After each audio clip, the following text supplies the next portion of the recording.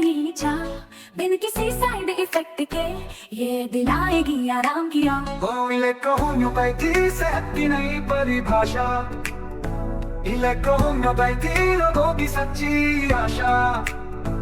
जड़ी बूटियों की शक्ति है इसमें, प्रकृति का ज्ञान छुपा है किस्म में, सटीक इलाज हो हर रोग का, बस इसके नियमों में जीवन जिए। इलेक्ट्रोहोम्योपैथी है इसकी भाषा, इलेक्ट्रोहोम्योपैथी रोगों की सच्ची आशा।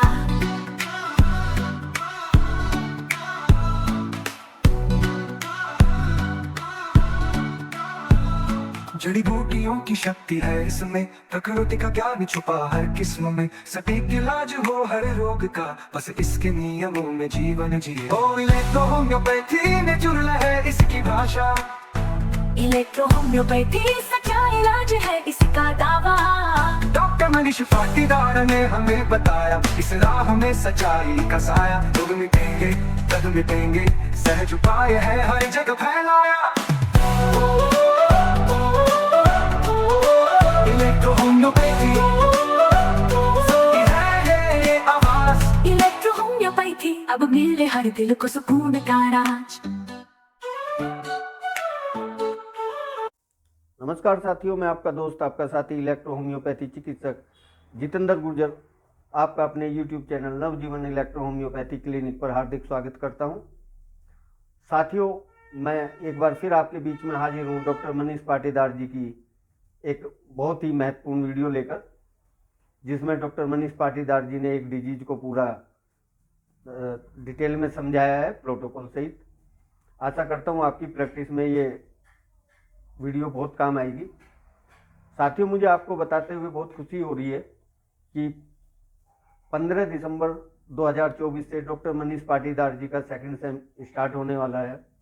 जो भी हमारे नए चिकित्सक साथी डॉक्टर मनीष पाटीदार जी का सेकंड सेम ज्वाइन करना चाहते हैं, वो 15 दिसंबर 2024 तक ज्वाइन कर सकते हैं। पूरी जानकारी मैंने वीडियो के नीचे डिस्क्रिप्शन में दी हुई है, आप वहाँ पे क्लिक करके पूरी जानकारी ले सकते हैं, या आप मुझसे संपर्क कर सकते हैं, मुझे कॉल कर सकते हैं, या डॉक्टर प्रकाश जैन जी को आप संपर्क कर सकते हैं। उनका नंबर भी नीचे डिस्क्रिप्शन में दिया गया है। साथियों, अगर बात करें कि डॉक्टर मनीष पाटीदार जी द्वारा सेकंड सेम में क्या स्टडी कराई जाती है, तो बेसिक में डॉक्टर मनीष पाटीदार जी द्वारा इलेक्ट्रोहोम्योपैथी का पूरा बेसिक जो नॉलेज होता है वो सिखाया जाता है, जिसमें आपका प्लांट स्टडी होगी, मेडिसिन स्टडी होगी। लेकिन सेकंड सेम में डॉक्टर मनीष पाटीदार जी द्वारा फिजियोलॉजी एनाटोमी को पढ़ाया जाता है। प्रतिदिन एक डिजीज पढ़ाई जाती है, उसकी पूरी फिजियोलॉजी एनाटोमी समझा के प्रोटोकॉल सहित प्रतिदिन एक नई डिजीज पढ़ाई जाती है।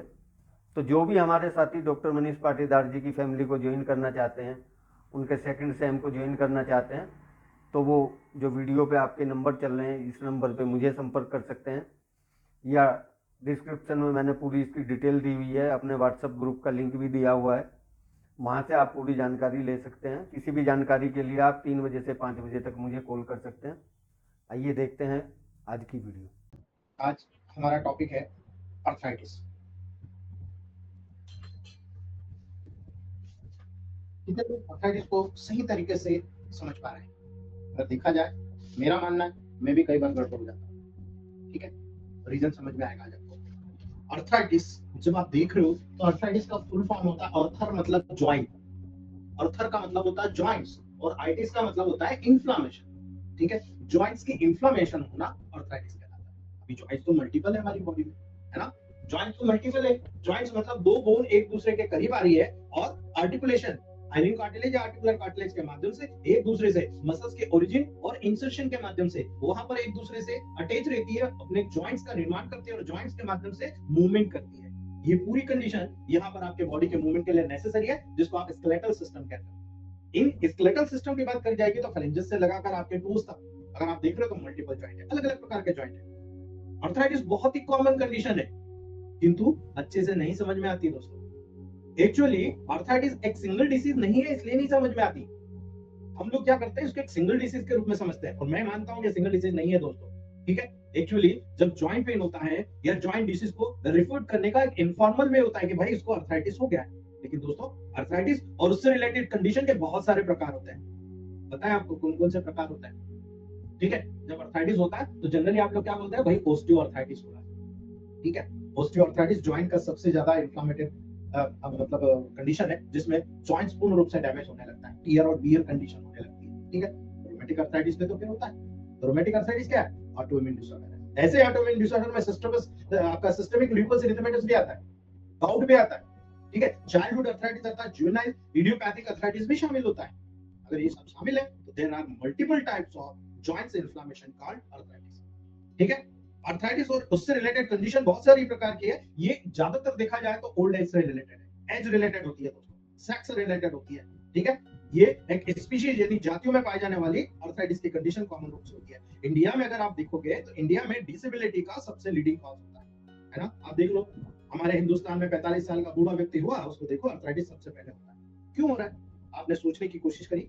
ठीक है, याद रखना दोस्तों, अर्थराइटिस एक या एक से ज्यादा जॉइंट्स में होने वाला इन्फ्लेमेशन होता है। कोई एक जॉइंट से इन्फेक्टेड होता है, कई बार मल्टीपल जॉइंट अफेक्टेड होता है। इसलिए अर्थराइटिस का मेन सिम्टम जॉइंट पेन और स्टिफनेस का होना। ये दो चीज आप समझ लीजिए, जॉइंट पेन हो रहा और स्टिफनेस हो रहा, डेफिनेटली आपको वहां पर दोस्तों कंडीशन अर्थराइटिस की डेवलप हो रही है। Joint pain and stiffness both are related each other, दोनों एक दूसरे से जुड़ा हुआ सिम्टम होता है। इसलिए याद रखना, एज के साथ जैसे जैसे एज बढ़ती जाएगी अर्थराइटिस टिपिकली होता चला जाएगा। इसलिए इसको मैं बोलता हूं old age disease. After 45 year आपको और मुझे भी होना है। मैं भी अभी 50 हो गया, कई बार मुझे भी जॉइंट्स में क्रैम्प्स आने शुरू हो गए, मैंने प्रोटोकॉल लेना शुरू कर दिया, माय ओपिनियन। ठीक है, याद रखिएगा कैसे करेंगे। आप देखो यहाँ हाइपोटेंसिव डोज दिया हुआ, आपको रेगुलर नहीं लेना, synthesis second dilution plus W अगर आप ले रहे हो, आपको रेगुलर नहीं लेना, उसके साथ केवल वीकली या मंथली एक डोज आपको लेते जाना है। आपको जॉइंट इन्फ्लेमेशन नहीं होगी, याद रखना दोस्तों।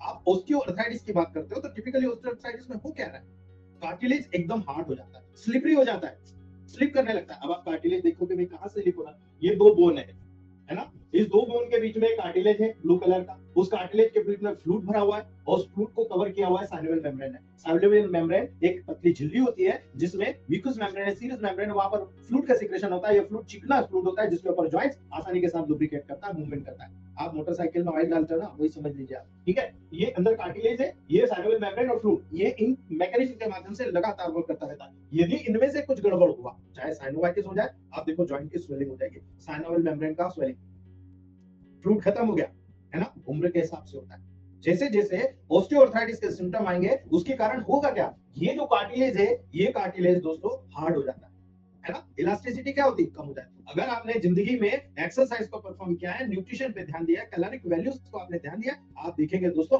बहुत ही जबरदस्त आपको फीडबैक देखने को मिलता है ना। क्यों देखने को मिल रहा है, उसके कारण आपके बॉडी के आर्टरी वेन्स में जो इलास्टिसिटी होती है वो डेवलप होती है, और उसको कवर करने के कारण आपका जो एज फैक्टर होता है, जितना आपने अपने बॉडी को इलास्टिक रखा है उतना ऑर्गन स्ट्रांग होते चले जाएंगे, आप उस आयु को बढ़ाते चले जाओगे। ठीक है, जहां पर जो जॉइंट बनता है वहां के बोन्स के एंड जो होते हैं उसको कवर करने वाले जो टिश्यूज होते हैं वो टिश्यूज स्ट्रांग होते हैं। लेकिन अगर आपने इस पे ध्यान नहीं दिया, आप देखेंगे वो टिश्यूज ब्रेक हो जाते हैं, कार्टिलेज ब्रेक हो जाता है। ठीक है, ये टियर एंड वियर के लेवल पर आता है, ये ऑस्टियोआर्थराइटिस कहलाता है। आपने खूब काम किया, अब काम करने के बाद अचानक आपने काम कम कर दिया, आप देखिए आपकी प्रॉब्लम होना शुरू होती है, ऑस्टियोआर्थराइटिस डेवलप। लेकिन आपकी बॉडी में यदि आपकी बॉडी आपके खिलाफ ही काम कर रही है तो ऑटोइम्यून डिसऑर्डर्स होता है, और वो ऑटोइम्यून डिसऑर्डर के कारण अगर किसी भी जॉइंट्स में इन्फ्लेमेशन होता है, रोमेटिक अर्थराइटिस एक ऑटोइम्यून डिसऑर्डर है, उस रूप में आपके सामने आता है। यानी जॉइंट्स की लाइनिंग पर उसका इफेक्ट आपको देखने को मिल जाएगा। ठीक है, हम दोनों को अलग अलग करेंगे, कल ऑस्टियोआर्थराइटिस, परसों रोमेटिक अर्थराइटिस। लेकिन आज हमें कॉम्प्लीमेंट्री कंक्लूजन वाला पार्ट पढ़ रहा है जो ये दर्शाएगा दोनों अलग है, दोनों का ट्रीटमेंट अलग है। ठीक है, गाउट पढ़ेंगे, गाउट का ट्रीटमेंट अलग है। ठीक है, कंडीशन के अकॉर्डिंग आधार पर उसका बेस बनाकर जब आप अर्थराइटिस का टाइप को डिटरमिनेशन करते हो तो याद रखना दोस्तों, उदाहरण के लिए अगर देख लो आप, इंजुरीज के कारण जो है सबसे ज्यादा ऑस्टियोआर्थराइटिस होता है, मेटाबॉलिक एब्नॉर्मलिटीज होती है उसके कारण गाउट या सूडो गाउट होता है, झूठा। ठीक है, याद रखना, डायरेक्ट या इनडायरेक्ट, अगर किसी को वायरल इन्फेक्शन हो रही है, बैक्टीरियल इन्फेक्शन का इफेक्ट हो रहा है, मिसडायरेक्टेड इम्यून सिस्टम हो रहा है, तो ऑटोइम्यून डिसीज डेवलप होती है, और वो ऑटोइम्यून डिसीज आपके जॉइंट्स के खिलाफ भी काम करती है जो रोमेटिक अर्थराइटिस को कॉज करती है दोस्तों। ठीक है, उसमें से सिस्टेमिक लूपस एरिथेमेटस भी एक कंडीशन है दोस्तों। इसलिए ये सारी चीजें आपको टेबल प्रैक्टिस में पता होना चाहिए। यदि आपको पता है, आपको सोचने की जरूरत, आपको ध्यान हो सोरोसिस होता है ना, सोरोसिस क्या है, ऑटोइम्यून डिसऑर्डर। उस सोरोसिस के केस में भी रिकरेंटली रोमेटिक अर्थराइटिस का केस आपको देखने को मिलेगा दोस्तों। ठीक है। उस सोरेटिक अर्थराइटिस के केस को मैंने 3 चैलेंजिंग केस को 90% तक क्योर कर दिया है दोस्तों, ठीक है। 22 साल पुराना सोरोसिस का केस है, सोरेटिक अर्थराइटिस का केस है, जो मूवमेंट नहीं कर पाता था, बिस्तर पे रहता था, सारे काम छोड़ दिए थे उसने, नौकरी चली गई थी, उस व्यक्ति को मैं 17 महीने में रिटर्न लेकर आया। आज वो मस्त फिर से जॉब, प्राइवेट जॉब करने लगा है, लेकिन 90% तक। मैं इसलिए कहता हूं कोई भी अर्थराइटिक कंडीशन 100% क्योर नहीं होती है, जो बोलता है गलत बोलता है, ठीक है। काफी मेहनत करने के बाद भी 90 से 95% क्यूरिंग कैपेसिटी आती है। 5 से 10% जो फाइब्रोसिस हो जाता है वो कोई ठीक नहीं करता, फालतू बात है। जो लोग बोलते हैं 100% क्यूरिंग एबिलिटी है, बिल्कुल नहीं है। 90-95% तक पेशेंट अपनी लाइफ साइकिल को 10-20 साल तक आगे बढ़ा जाता है, लेकिन 100% क्यूरिंग कैपेसिटी नहीं है। याद रख लेना, जिस प्रकार कैंसर की सत्यता है, आप लाइफ साइकिल को, वाइटलिटी को बढ़ा सकते हो, क्योर नहीं कर सकते। You can't cure it. याद रखना दोस्तों, जब इन्फ्लेमेशन होता है और जो केमिकल बॉडी से रिलीज होते हैं, ब्लड में रिलीज होते हैं, याद रखना उसके कारण आपका टिश्यू सबसे पहले अफेक्टेड होता है। यही कारण है, इसी केमिकल के रिलीज के कारण जो इंजुरीज होती है, जो इन्फेक्शंस होती है, उस एरिया में ब्लड फ्लो का वो बहुत तेजी के साथ इंक्रीज करता है, और इसी कारण वो एरिया एकदम आप देखते हो इन्फ्लेमेशन के साइन, रेडनेस, वार्मथ, गर्मी, ठीक है। कुछ केमिकल टिश्यू से वहां पर उस फ्लूइड में लीक हो जाता है, ठीक है। उस केमिकल टिश्यूज में, फ्लूइड में, वो उस फ्लूइड को पर्टिकुलर उस टिश्यू में लीक कर रहा है। अगर वो लीक हो गया, क्या होगा? फ्लूइड लीक हो गया, स्वेलिंग हो गई, इन्फ्लेमेशन का साइन है। Redness, pain, swelling, oedema, warm, fever, ये क्या है? इन्फ्लेमेशन के साइन है जो मिलते हैं, और हमको क्या बोलते हैं? अर्थर यानी जॉइंट, आइटिस मतलब इन्फ्लेमेशन, अर्थराइटिस जॉइंट्स का इन्फ्लेमेशन, ठीक है। सिम्टम कैटेगराइज अगर आप करते हो दोस्तों, ऑस्टियोआर्थराइटिस के जो सिम्टम है, जॉइंट्स पेन होना, ठीक है।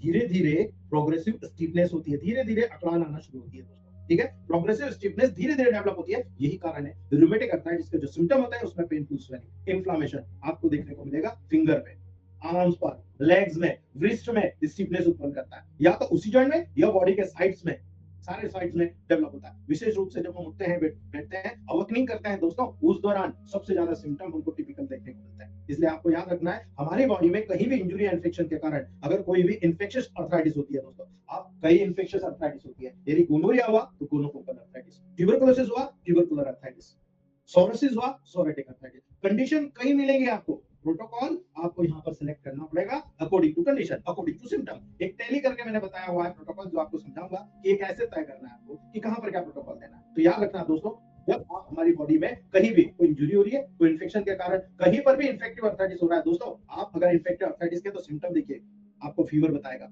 ठंड बताएगा कि मुझे हल्की से ठंड लग रही है, जॉइंट्स में इन्फ्लेमेशन बताएगा, स्टिफनेस, टेंडरनेस बताएगा, ठीक है। शार्प पेन, बहुत ही ज्यादा पेन, वो मूवमेंट नहीं कर पाता, इतना पेन उसको नजर आता है। इसीलिए अर्थराइटिस के जो मोस्ट कॉमन सिम्टम होते हैं, जिसमें जॉइंट्स इन्वॉल्व होते हैं, उन्हीं जॉइंट्स के अकॉर्डिंग सिम्टम होते हैं। बड़े जॉइंट, छोटे जॉइंट, ठीक है, स्मॉल जॉइंट, लार्ज जॉइंट, कौन से जॉइंट इन्वॉल्व होते हैं उसके ऊपर मोस्ट सिम्टम कनेक्ट होते हैं। जो जॉइंट्स इन्वॉल्व होते हैं दोस्तों, अर्थराइटिस के टाइप के आधार पर, साइन और सिम्टम को देखने के आधार पर आपका प्रोटोकॉल तय होता है। इसलिए pain, stiffness, swelling, redness, decrease range of motion, joints का मोशन नहीं कर पाएगा, पहले लंबा लंबा चलता था, अभी धीरे धीरे धीरे चलेगा, ठीक है। याद रखना, जॉइंट्स का इन्फ्लेमेशन जब होता है तो इन्फ्लेम्ड जॉइंट होता है, रेड, टेंडरनेस, ठीक है, पेन, स्वेलिंग, उडीमा, गरम, एकदम वार्म का लेवल, ये सारे लेवल वहां पर लेकर आता है, जिससे जॉइंट्स का फंक्शन लिमिट हो जाता है।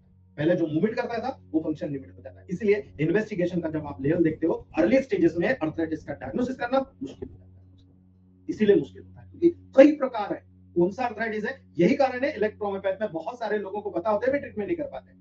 इसलिए मैं यहाँ पर माय ओपिनियन प्रोटोकॉल लेकर आया, ये मेरा ओपिनियन है, 100% आपको कहीं पे भी कंक्लूड कर सकता है, ये सीखने में आपको टाइम लगेगा, है ना, लेकिन ये एक ऐसा चीज है कि आपको कभी फेलियर की तरफ नहीं आने देगा, 70 से 90% तक लेकर आ जाएगा, वो भी तो आप चाहते हो दोस्तों, ठीक है। जब भी कोई पेशेंट अर्थराइटिस से प्रभावित होता है, आप याद रखना, बहुत इंपॉर्टेंट चीज बता रहा हूँ, आप सीबीसी एएसआर टेस्ट करा लीजिए, एएसआर हमेशा बढ़ा हुआ मिलेगा, याद रखना, सी रिएक्टिव प्रोटीन हमेशा बढ़ा हुआ मिलेगा, ठीक है, जो इंडिकेट करता है कि हमारी बॉडी में कोई ना कोई इन्फ्लेमेटरी प्रोसेस हो रही है, ठीक है। बहुत सारी टेस्ट है, आरएफ फैक्टर टेस्ट करा लो, सीसीपी टेस्ट करा लो, एंटीसाइक्लिक सिट्रुलिनेट पैप्टिड टेस्ट होती है, जो एक एंटीबॉडीज टेस्ट होती है, जो बता देती है कि इसके खिलाफ एंटीबॉडीज बन रही है, वो आपको बता देगी कि ऑटोइम्यून डिसीज है या नहीं है, ठीक है। आप सीबीसी एएसआर करा रहे हो, एक्सरे करा लो जॉइंट्स के लेवल पर, आपको जॉइंट के डिस्ट्रक्शन का पता लग जाएगा कि कितना परसेंटेज वहां पर डैमेज हुआ, उसी के अकॉर्डिंग प्रोटोकॉल तय होता है दोस्तों। आज मैं आपको सिंपल प्रोटोकॉल बता रहा हूं अकॉर्डिंग टू जॉइंट्स अर्थराइटिस, ठीक है।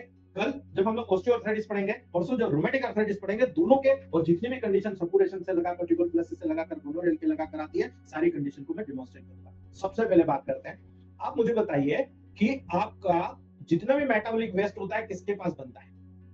मेटाबॉलिक प्रोसेस कहां होती है? लीवर में। पहला प्रोटोकॉल क्या तय होगा? S5, correct. दूसरा, किसमें इन्फ्लेमेशन हो रहा है? जॉइंट में हो रहा है। दूसरा प्रोटोकॉल C4। तीसरा क्या है, एकाएक डेवलप हो गया नहीं, है ना, काफी समय में हुआ, मल्टीपल डिसऑर्डर के कारण हुआ, हो सकता है जेनेटिक भी हो, एब्नॉर्मलिटीज के लेवल पर हो, बेंगल सिलेक्ट कर लिया।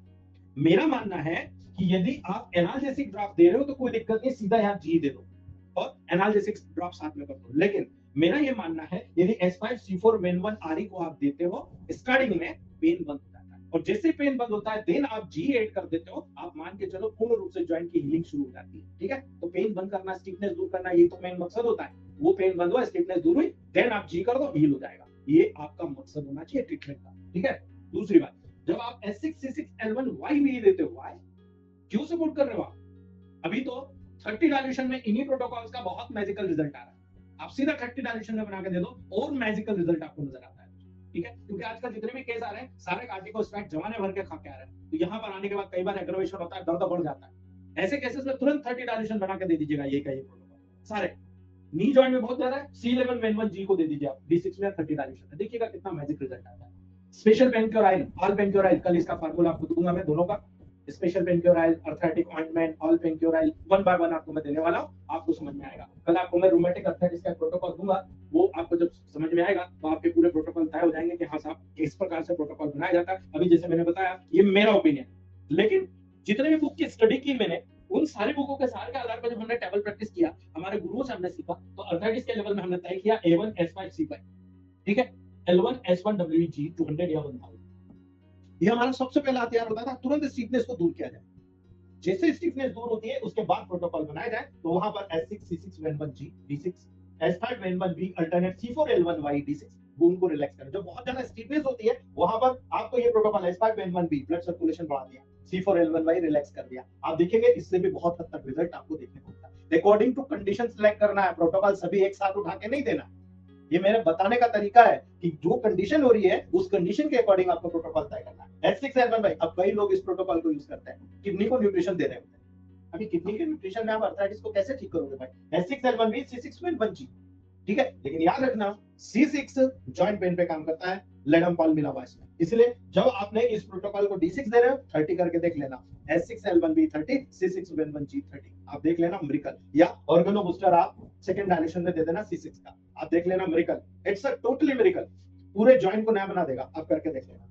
C11 S6B, अब C11 में क्या है, A2 S5 C5 L1 S6B, आप पूरे मेटाबॉलिक वेस्ट को बाहर निकाल रहे हो। S6C6 वेन1 G का प्रयोग करने का मकसद ये होता है कि आपकी बॉडी में जितना भी मटेरियल आया, आप जब स्पेशल पेनक्योराइल ऑल पेनक्योराइल को गरम मसाज करते हो, आप सिकाई करते हो, तो वो जो मटेरियल जो जमा हुआ है मेटाबॉलिक वेस्ट के रूप में वो गल के ब्लड सर्कुलेशन में आता है और S6C6 वेन1 G पकड़ के बाहर निकाल देता है। दैट इज द मकसद, ये मकसद होता है S6C6 को यूज करने का। यहाँ पर C4 वेन1 Y, ये भी एक बहुत अच्छा प्रोटोकॉल है, स्टार्टिंग में हम लोग बहुत यूज करते थे, जब तक हमने यूज करना चालू नहीं किया तब तक हम लोग ये बहुत यूज करते थे। आपको भी मैं बता रहा हूँ बहुत अच्छे रिजल्ट है। सुबह हमारी जो सफलता का राज इन्हीं में छुपा हुआ है दोस्तों, ठीक है।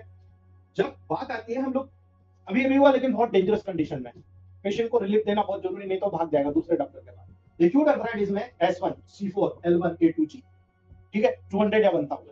अगर बहुत सीवियर कंडीशन है 1000, डेली 10 ड्रॉप, जब ठीक होने लग जाए फोर्थ डे कर दीजिए। या 200 डायलेशन में तो आप डेली दे सकते हो, कोई दिक्कत नहीं है, आप 10 ग्लोबल्स या 10 ड्रॉप डेली दीजिए। जब क्रॉनिक में कन्वर्ट हो जाता है तब आप देखिएगा दोस्तों C3 C4 C5, देखो यहाँ पर कार्टिलेज भी डैमेज है, बोन भी डैमेज है, लिगामेंट और टेंडन्स भी डैमेज है। C3 C4 C5 S1 A2 F1 G, ठीक है, 200 या 1000 दे के देखिएगा। हमारे ग्रुप के इसको काफी लोगों ने प्रूव किया हुआ है दोस्तों, इसलिए मुझे बोलने की जरूरत नहीं है। ऑस्टियोआर्थराइटिस का जो मेन काम होता है वहां पर पेन बहुत ज्यादा होता है, इसलिए S3 को शामिल किया गया। S3 C4 A1 F1 वेन1 G 200 या 1000 मिरेकल डायल्यूशन होता है। बहुत ही ब्रिलियंट प्रोटोकॉल यहाँ पर काम करता है। Rheumatic arthritis S1 L1 F1 A3 C4 G second dilution. आप देखो, अगर इनका कंक्लूजन देखोगे तो माय ओपिनियन आपको बहुत अच्छा लगेगा।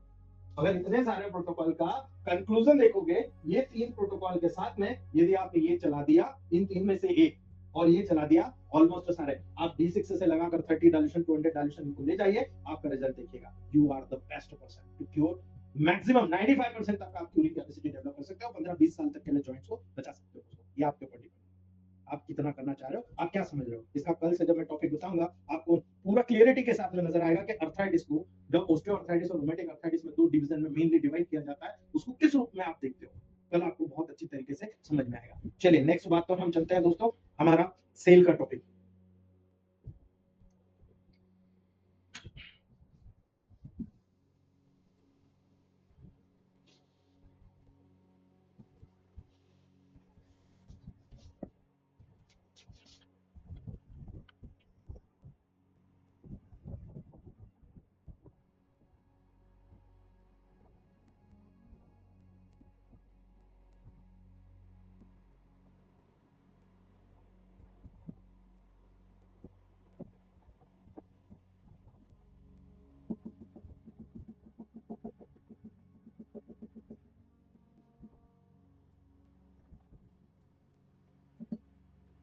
दोस्तों जब हमने साइटोप्लाज्म को समझा तो हमें सेल को कामयाब जीवित रूप में डेवलप करके मल्टीप्लिकेशन ले जाकर हमारी सेल को जीवित रखना यानी लाइवली हमारे जिंदा होने के सबूत प्रस्तुत करने का काम इस सेल के ऑर्गेनेज करते हैं।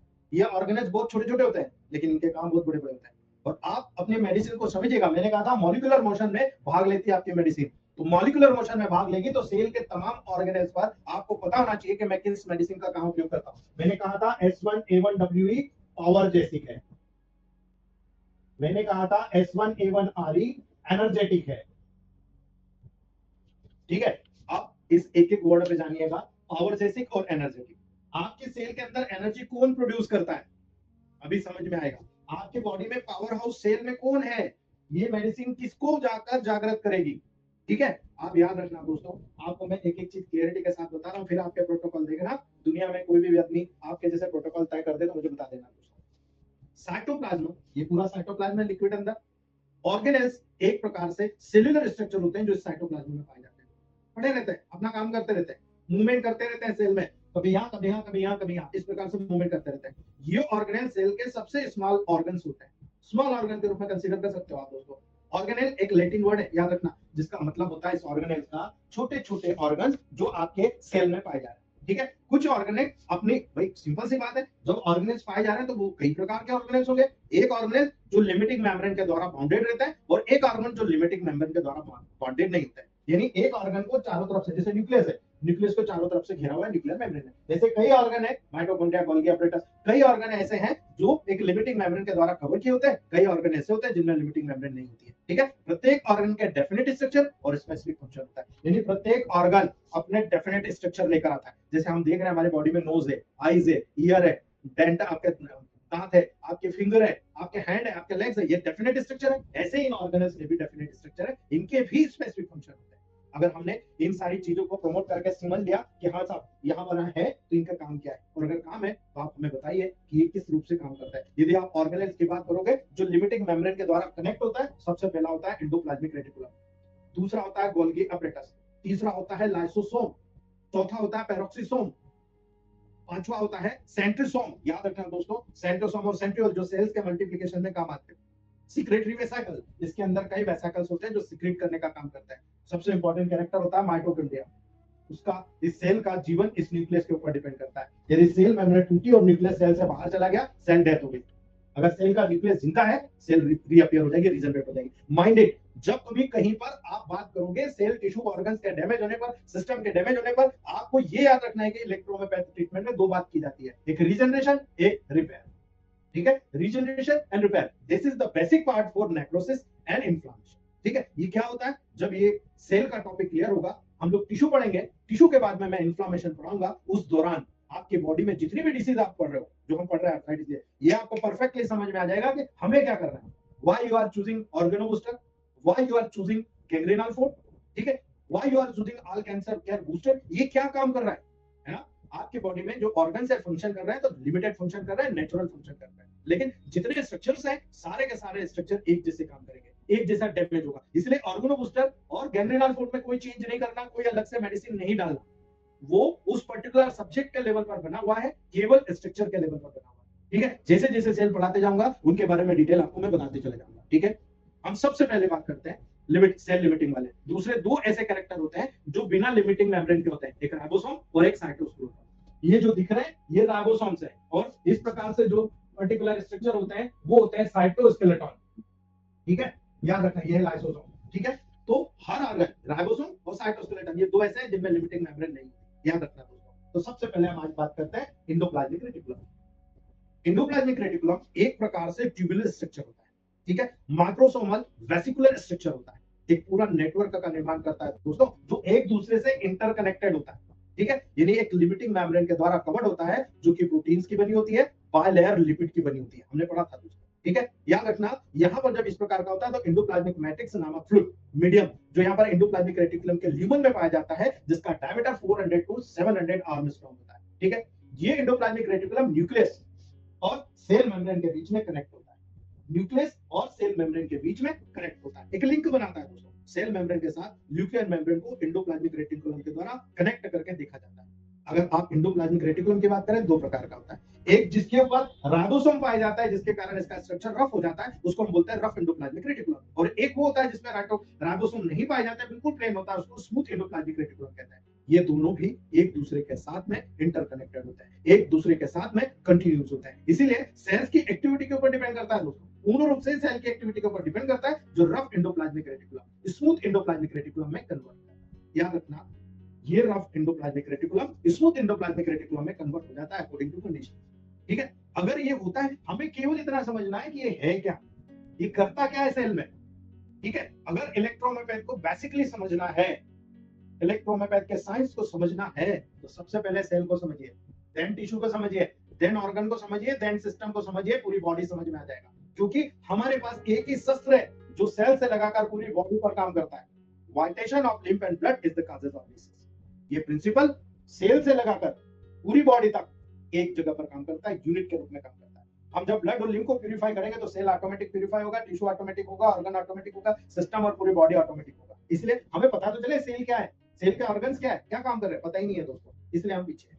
ठीक है, याद रखना, रफ एंडोप्लाज्मिक रेटिकुलम एकदम रफ, पंपी या बैग लाइक अपीयरेंस होता है, बिस्तर जैसा होता है। रफ अपीयरेंस, उसकी आउटर सरफेस पर, बाहरी सरफेस पर जो ग्रेन्युलर राइबोसोम्स होते हैं उनका अटैचमेंट होता है, चिपके रहते हैं, इसीलिए इसे ग्रेन्युलर एंडोप्लाज्मिक रेटिकुलम के नाम से भी जाना जाता है, रफ एंडोप्लाज्मिक रेटिकुलम या वेसिकुलर या ट्यूबुलर स्ट्रक्चर के नाम से भी जाना जाता है। याद रखना दोस्तों, ये बहुत इंपॉर्टेंट रोल अदा करता है। आपको केवल मैंने कहा ये स्ट्रक्चर जानिए है क्या, इसका काम क्या है, बाकी कुछ नहीं करना है आपको, नथिंग। ठीक है, आपका माइंड चलना चाहिए मेरे इलेक्ट्रोमैथ की कौन सी रेमेडी है जो रफ एंडोप्लाज्मिक रेटिकुलम में जाकर काम करेगी, मुझे पता तो चले कि रफ एंडोप्लाज्मिक रेटिकुलम क्या काम करता है। ठीक है, प्रोटीन का सिंथेसिस करने का काम करता है। ठीक है, अब मुझे बताइए, यदि आप प्रोटीन का सिंथेसिस कर रहे हो तो प्रोटीन क्या काम करता है, आपके बॉडी में प्रोटीन क्या काम करेगा। ठीक है, रफ एंडोप्लाज्मिक रेटिकुलम सेल्स में प्रोटीन के सिंथेसिस के साथ कंसर्न होता है। ठीक है, अब प्रोटीन क्या होता है, आपकी स्ट्रेंथ प्रदान करता है। यानी कोई व्यक्ति अगर बीमार है, किसी व्यक्ति में कोई कॉम्प्लिकेशन नजर आ रही है, कोई डिसीज नजर आ रही है, उसकी स्ट्रेंथ डाउन होती जा रही है, आप क्या करोगे, इन दो में से कौन सा प्रोटोकॉल आप यूज करोगे। ठीक है, याद रखना, प्रोटीन के सिंथेसिस के साथ इन्वॉल्व होता है, यानी जो कि ऐसी सेल से सीक्रेट होते हैं जो पेंक्रियास में आइसोलेट ऑफ लैंगरहैंस के बीटा सेल से इंसुलिन का, बी लिम्फोसाइट से एंटीबॉडीज के सिंथेसिस में इन्वॉल्व होता है।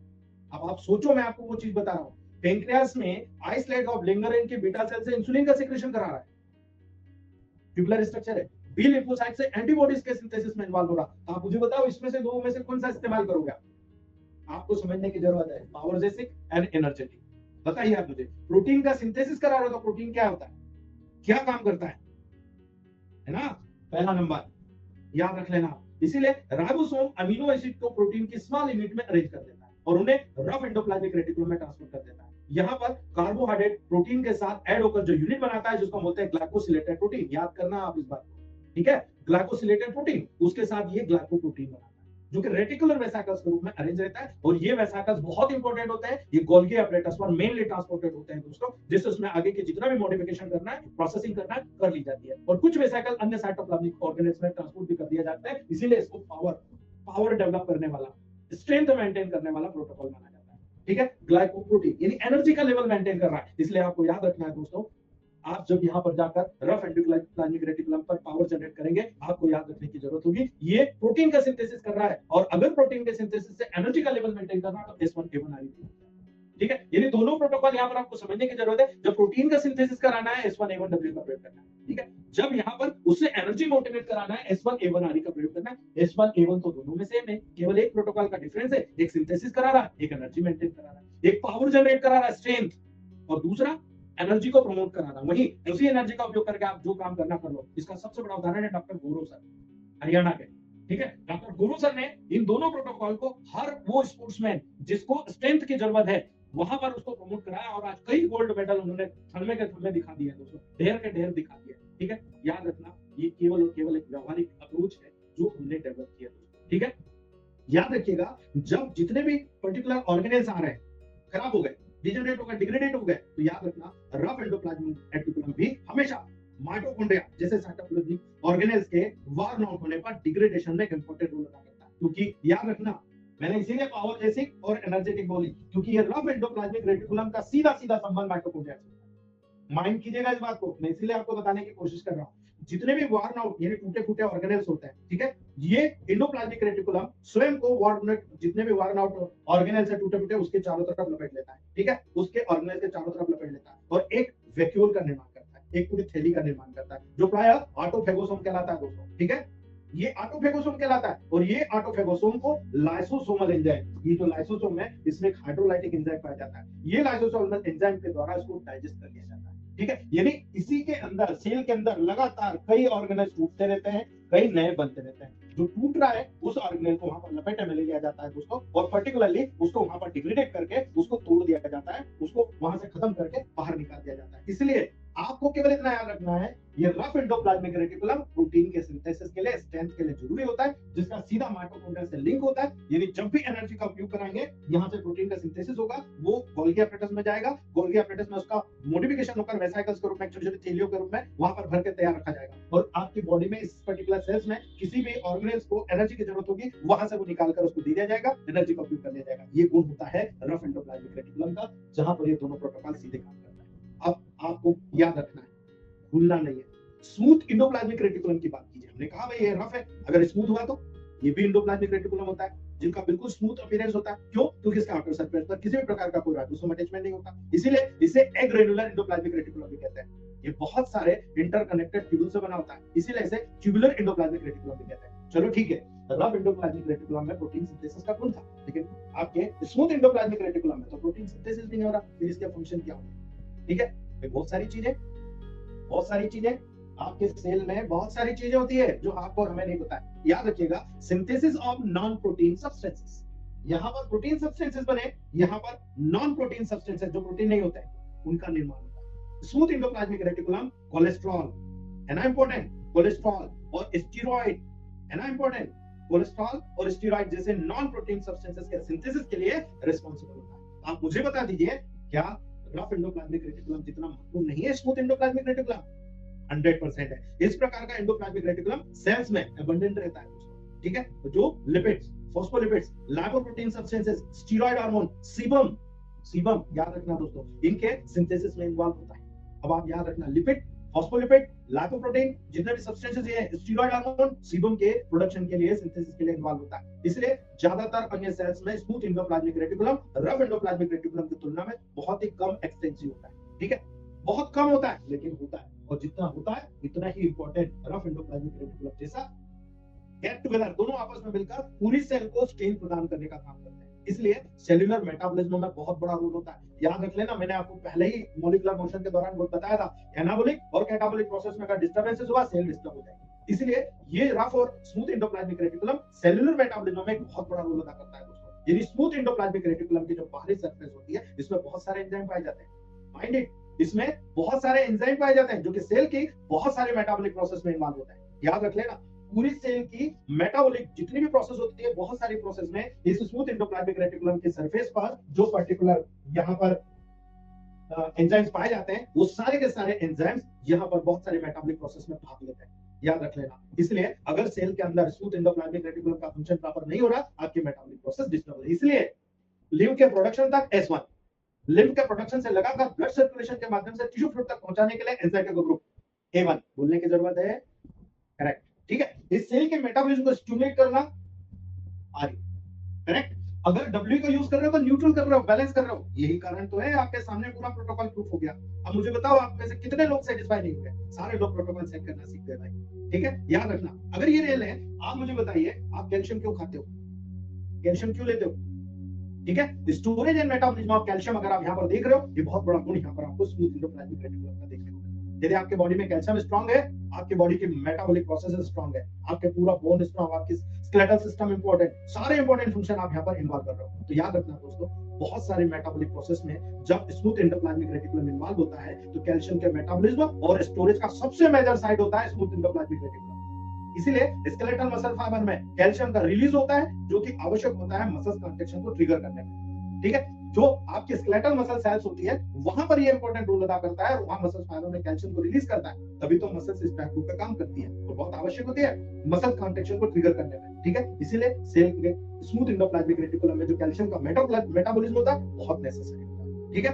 कैटाबॉलिज्म एंड डिटॉक्सिफिकेशन, ये भी आपको यही देखने को मिल रहा है। इसलिए मैंने आपको कहा था और ये प्रूव करके बता रहा हूं कि सेल का काम आएगा तभी टिश्यू का आएगा, तभी ऑर्गन का आएगा। आप सेल का काम समझ लो, सब काम आप समझ गए। अगर यहाँ पर कैटाबॉलिज्म और डिटॉक्सिफिकेशन करना है, कैसे करोगे आप, है ना? स्मूथ एंडोप्लाज्मिक रेटिकुलम भी कैटाबॉलिक और टॉक्सिक सब्सटेंसेस को तोड़ देता है, ठीक है? डिटॉक्सिफिकेशन से कंसर्न होता है दोस्तों, जैसे कि जो ड्रग्स होती है, आप कहीं भी ड्रग्स खाते जा रहे हो, सब अंदर आ रही, कौन डेंजरसली उसको अफेक्ट करेगा, ठीक है? ओखली में सिर कौन देगा? यही स्मूथ एंडोप्लाज्मिक रेटिकुलम करता है। क्यों? क्योंकि ये कैटाबॉलिज्म और डिटॉक्सिफिकेशन का काम करता है। इसीलिए जितने भी टॉक्सिक सब्सटेंसेस होते हैं, डिटॉक्सिफिकेशन करके उन्हें बाहर निकालता है। जैसे ड्रग्स, जितने भी कार्सिनोजेंस होते हैं, लीवर में जितने भी कैंसर प्रोड्यूसिंग सब्सटेंसेस होते हैं, बॉडी में जितने भी कैंसर प्रोड्यूसिंग सब्सटेंसेस होते हैं, वो इन्हीं सेल्स की, इन्हीं स्मूथ मसल्स की, स्मूथ एंडोप्लाज्मिक रेटिकुलम की, इसी कैटाबॉलिक प्रोसेस के माध्यम से कार्सिनोजेन सेल्स को बाहर निकाला जाता है। माइंड कीजिएगा और मेरी दो बात सुनिएगा।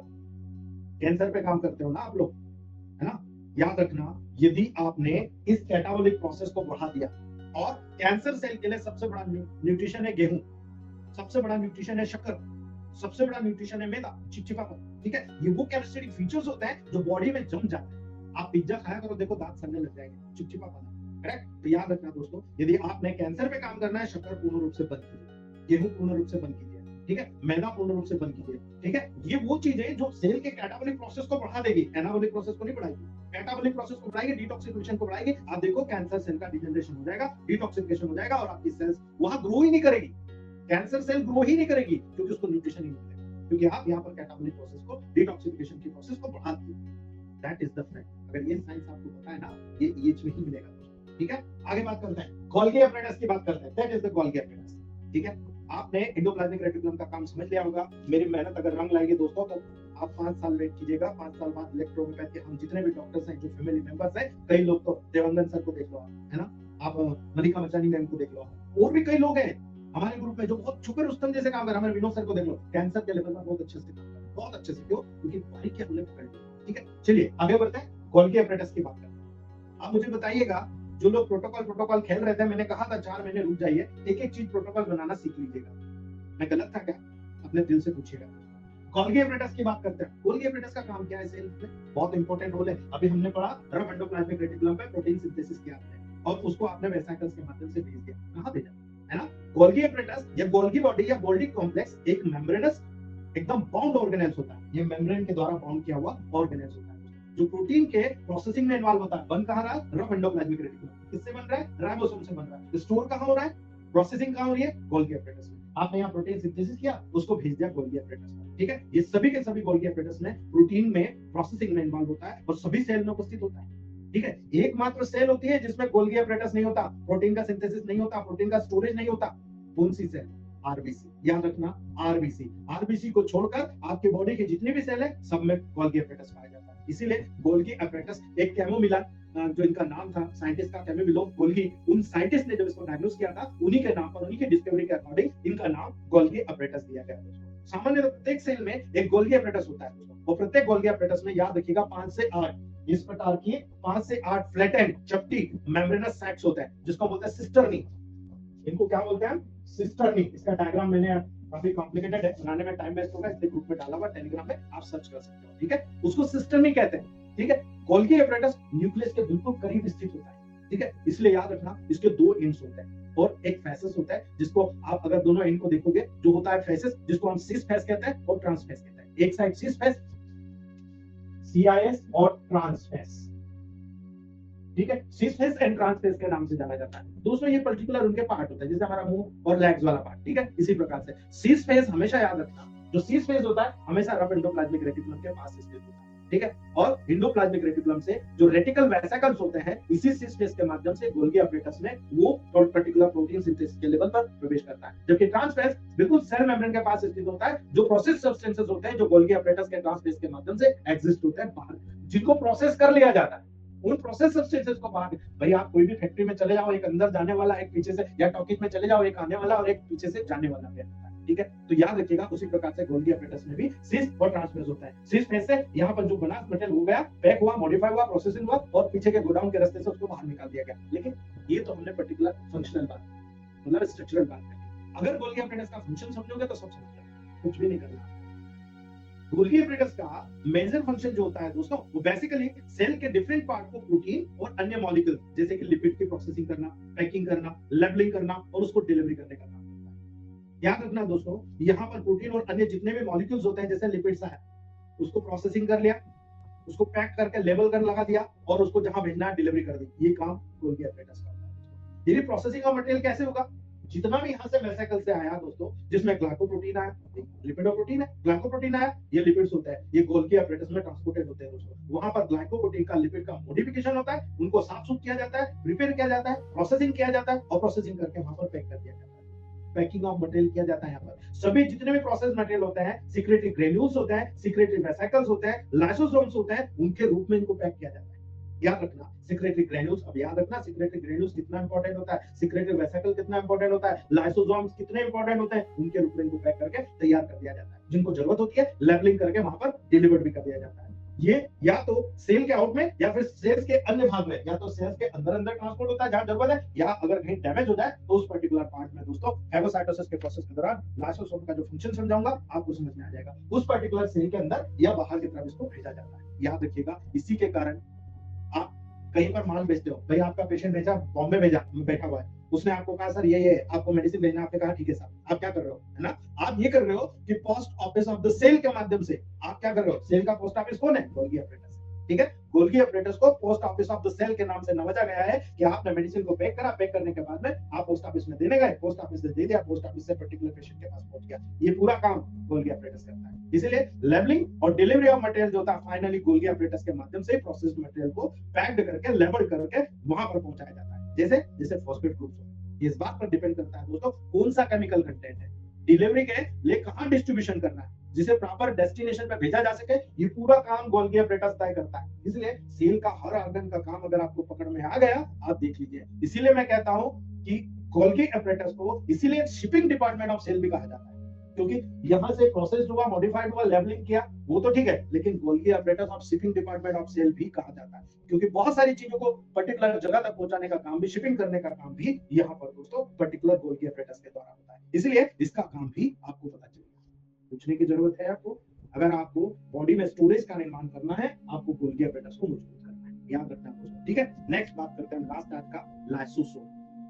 याद रखिएगा, जिस व्यक्ति ने लाइसोसोम को पढ़ लिया उसने इम्यूनिटी की बात पढ़ ली, बहुत मजे से समझेगा दोस्तों। ये है lysosome. Lysosome membranes bound vesicular organelles होते हैं जो साइटोप्लाज्म में इधर उधर छितरे रहते हैं। लाइसोसोम का निर्माण किससे हो रहा है, अभी आपने पढ़ा गोल्गी एपरेटस से हो रहा है। ठीक है, ये एंजाइम्स रफ एंडोकुलर, जितने भी रफ आपके एंडोप्लाज्मिक रेटिकुलम में होते हैं वहां पर सिंथेसाइज होता है, प्रोसेस्ड होते हैं और स्मॉल वेसिकल के रूप में गोल्गी एपरेटस में पैक होते हैं और उसके बाद वेसिकल गोल्गी एपरेटस से बाहर निकलकर लाइसोसोम बन जाता है। बना का रफ एंडोप्लाज्म, स्टोर का वहां गोल्गी एपरेटस, निकला का बाहर आया, सेल के अंदर आ गया, ये लाइसोसोम बन गया। लाइसोसोम का काम देखना दोस्तों, मजा आ जाएगा सुन के आपको कि आपकी बॉडी में साइटोप्लाज्म के ऑर्गेनेल्स में समझ करके समझिएगा दोस्तों। लाइसोसोम की थिकनेस कवरिंग मेम्ब्रेन होती है, बहुत मोटी कवरिंग मेम्ब्रेन होती है। इसकी मेम्ब्रेन बाइलेयर्ड लिपिड मेटल की बनी होती है दोस्तों। इसमें बहुत सारे छोटे छोटे ग्रेन्यूल्स होते हैं, वो बाइलेयर्ड इसलिए होते हैं, यदि लाइसोसोम फट गया तो आपके सेल को भी फट देगा, इतना खतरनाक होता है ना। इसलिए याद रखना, क्योंकि इसमें जो ग्रेन्यूल्स छोटे छोटे पाए जाते हैं वो हाइड्रोलाइटिक ग्रेन्यूल्स होते हैं, किसी को भी हाइड्रोलाइज कर सकते हैं, पानी पानी कर सकते हैं। इसलिए याद रखिएगा, लाइसोसोम भी दो प्रकार के होते हैं, एक प्राइमरी लाइसोसोम, एक सेकेंडरी लाइसोसोम। दोनों बहुत इंपॉर्टेंट है, दोनों का काम आपकी बॉडी में बहुत इंपॉर्टेंट होता है सेल के लेवल। कैसे? प्राइमरी लाइसोसोम, प्राइमरी लाइसोसोम जो गोल्गी एपरेटस से बाहर कर रहे हो, पिंच ऑफ कर रहे हो, ठीक है, वो इनएक्टिव फॉर्म में होता है। इनएक्टिव फॉर्म में इसलिए होता है क्योंकि इसके अंदर हाइड्रोलाइटिक एंजाइम होता है। अगर एक्टिव फॉर्म में होता है तो सेल को डैमेज कर देंगे, इसलिए इनको इनएक्टिव फॉर्म में होते हैं। इनएक्टिव फॉर्म में होने के कारण ही इनको प्राइमरी लाइसोसोम होता है, वो इनएक्टिव फॉर्म में होता है। तो सेकेंडरी लाइसोसोम क्या हुआ? सेकेंडरी लाइसोसोम एक्टिव लाइसोसोम होते हैं, ये प्राइमरी लाइसोसोम के साथ फेगोसोम या एंडोसोम के फ्यूजन से बनता है। याद रखना, जो प्राइमरी लाइसोसोम इनएक्टिव फॉर्म में जब वो बाहर आया, आपको लग रहा है कि भाई कोई खतरनाक मटेरियल आ गया, वो फेगोसोम या एंडोसोम के रूप में आ रहा है, ठीक है, वो रिसेप्टर्स होते हैं, वो यहाँ कर आके आपके लाइसोसोम से जुड़ गए और लाइसोसोम तुरंत एक्टिव फॉर्म में कन्वर्ट हो जाता है, वो कहलाता है सेकेंडरी लाइसोसोम। ठीक है, तो लाइसोसोम का फंक्शन क्या? लाइसोसोम को प्रायः सेल का गार्बेज सिस्टम भी कहा जाता है, कूड़ादान। सेल का गार्बेज सिस्टम भी कहा जाता है, कूड़ादान। क्यों? क्योंकि इसकी डिग्रेडेशन एक्टिविटी होती है, ये बिल्कुल फाड़ देता है। लगभग 50 डिफरेंट हाइड्रोलाइटिक एंजाइम, जिनको हम हाइड्रोक्सिलेसिस कहते हैं, ये हाइड्रोक्सिलेसिस एंजाइम इस लाइसोसोम में पाए जाते हैं। कितने प्रकार के? 50 प्रकार के। इसीलिए इनएक्टिव फॉर्म में होता है दोस्तों। इसके माध्यम से याद रखिएगा, लाइसोसोम अपने फंक्शंस को एग्जीक्यूट करता है और इसीलिए एक सेल को अंदरूनी जितनी भी कला है उससे बचाने का काम करता है लाइसोसोम। लाइसोसोम से डर के रहते हैं सब, क्यों? क्योंकि उनको पता है कि इसके अंदर जो ग्रेन्यूल्स है उसमें 50 डिफरेंट टाइप के यहाँ पर हाइड्रोलाइसिस एंजाइम पाए जाते हैं जो किसी को भी पानी पानी कर सकते हैं। इसीलिए लाइसोसोमल एंजाइम्स जो होते हैं दोस्तों बहुत इंपॉर्टेंट रोल करते हैं, बहुत इंपॉर्टेंट फंक्शन एग्जीक्यूट करते हैं। क्यों? प्रोटीएसेस। याद रखना दोस्तों, ये इंपोर्टेंट लाइसोसोमल एंजाइम्स में बता रहा हूं 50 में से। प्रोटीएसेस जो कि हाइड्रोलाइज करते हैं प्रोटीन को अमीनो एसिड। ठीक है, जितना भी प्रोटीन आप खाओगे उस प्रोटीन को अमीनो एसिड में तोड़ने का काम यह हाइड्रोलाइसिस यानी प्रोटियोलाइसिस के माध्यम से होगा। एमाइलेजेस नाम सुना है आपने, जो कि पॉलीसेकेराइड को ग्लूकोज में हाइड्रोलाइज करता है। कहां पर? पेनक्रियास। ठीक है, याद रखना दोस्तों, जो कि पॉलीसेकेराइड को ग्लूकोज में हाइड्रोलाइज करते हैं। लाइपेसेस जितने भी लिपिड्स होते हैं उनको फैटी एसिड में ग्लिसरॉल में हाइड्रोलाइज करने का काम करता है। तो दोस्तों ये तो मेटाबॉलिक प्रोसेस में मदद कर रहा है, माइंड कीजिएगा इसका। ठीक है, ये सारे एंजाइम्स है। आपका न्यूक्लियसेस, न्यूक्लियसेस क्या करता है? जो कि न्यूक्लिक एसिड को मोनोन्यूक्लियोटाइड्स में हाइड्रोलाइज करने का काम करता है। ये बहुत इंपॉर्टेंट कैरेक्टरिस्टिक फीचर होता है लाइसोसोम के, जो आपको बताने के लिए जरूरी है दोस्तों। ये वो कैरेक्टरिस्टिक फीचर होते हैं जो आपको समझने की जरूरत है। अब इसका प्रॉपर फंक्शन क्या होता है मैं केवल आपको अभी केवल एक हिंट दे रहा हूं, क्योंकि बहुत लंबा है। कल मैं इसको पूरा डिटेल आपको बताऊंगा ताकि आप जितने भी ऑर्गेनोबूस्टर हैं उनके स्ट्रक्चरल इंटीग्रिटी को आप समझ जाएंगे कि हम उसके माध्यम से इन सेल को कितना, आप केवल अपना माइंड सेट कीजिए और एक कोई भी ऑर्गेनोबूस्टर गैंग्रेनल फोल्ड को उठा लीजिए, उसके सारे प्रोटोकॉल को पढ़िए कि A2A कहां काम कर रहा है, C5 पे कहां काम कर रहा है। केवल एक समझने की कोशिश कीजिए और फिर सेल के फंक्शन को पढ़िए। मैं आपको दावे से कहता हूं सेल टिश्यू के लेवल पर जब जाओगे, ऑर्गन के लेवल पर जाओगे, आप खुद बोल दोगे अरे यार C1 तो यहाँ काम करता है, सेल को ऐसा कर रहा है। ये चीज आपको निकल के आ जाएगी। तो लाइसोसोमल फंक्शन का जो मैकेनिज्म होता है वो मैं आपको आज बता देता हूं। लाइसोसोमल फंक्शन दो मैकेनिज्म में इन्वॉल्व होते हैं, एक होता है हेट्रोफेजी, एक होता है ऑटोफेजी। ठीक है, हेट्रोफेजी एंड ऑटोफेजी। जब आप एंडोसाइटोसिस के प्रोसेस से सेल्स के द्वारा जितने भी एक्स्ट्रा सेलुलर मटेरियल को डाइजेशन को इंगल्फ करना है उस पूरी प्रोसेस को हेट्रोफेजी कहते हैं। यानी यहां से कोई मटेरियल आया यहां पर आ गया, ठीक है, ये मटेरियल यहां आ गया, आप इसको ये लाइसोसोमल अपने तरफ खींचेगा और वहां पर हेट्रोफेजी कर देगा, उसको तोड़ देगा, डिग्रेडेट कर देगा। तो ऑटोफेजी क्या हुआ?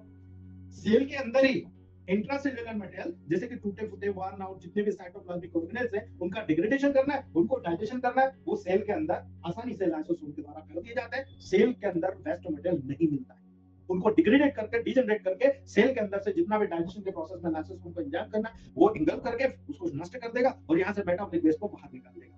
लेकिन जितने भी एक्स्ट्रा मटेरियल बाहर से आ रहे हैं उस मटेरियल को भी हेट्रोफेजी के माध्यम से एंडोसाइटोसिस के प्रोसेस के माध्यम से सेल के एक्स्ट्रा सेलुलर मटेरियल को डाइजेशन करना, इंगल्फ करने का काम भी यही हेट्रोफेजी के माध्यम से लाइसोसोम करता है। ठीक है, तो लाइसोसोम का स्पेसिफिक फंक्शन क्वेश्चन मार्क कल बताऊंगा। ठीक है, तो उम्मीद करूंगा आप लोगों को बहुत कुछ चीजें हिंट में समझ में आ गई है। तो आज हम इतना ही रखते हैं, अगर किसी को कुछ पूछना है आप लोग पूछ सकते हो।